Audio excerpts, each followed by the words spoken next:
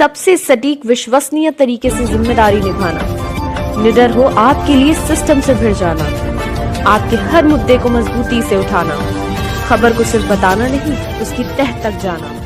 आप देख रहे हैं सहारा रोल।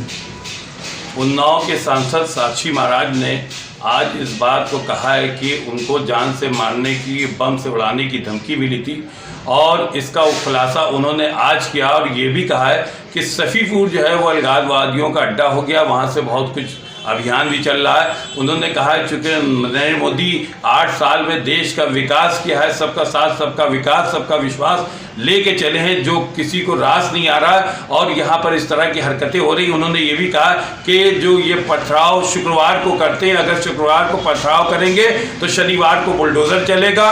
उन्होंने एक बात और ख़ास कही है कि ये सारे लोग सब इकट्ठा हो गए, नरेंद्र मोदी के खिलाफ पीछे पड़ गए, जो उन्नाव से भी कनेक्शन निकल रहा है। जानकारी मैं पहले भी कहता रहा हूँ कि अलगाववादी ताकतें उन्नाव में भी रहती हैं, बाहर की भी आती हैं, शफीपुर में रहती हैं।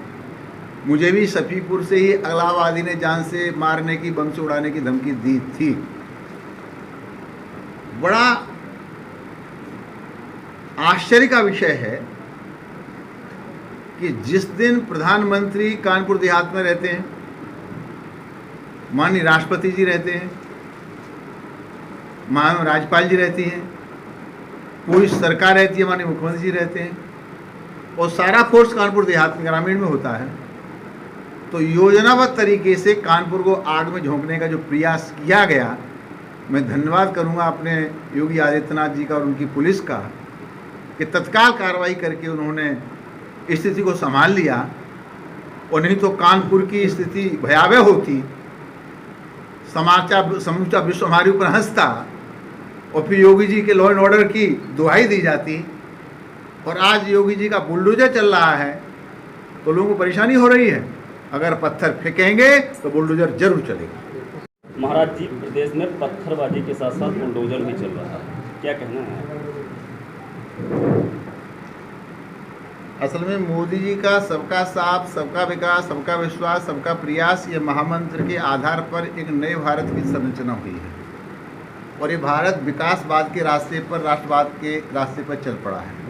इन 8 सालों में मोदी ने इतना विकास किया है कि जितने भी राजनीतिक दल हैं, उन राजनीतिक दलों के पैरों के नीचे की मिट्टी खसक गई, कहीं टिक नहीं पा रहे।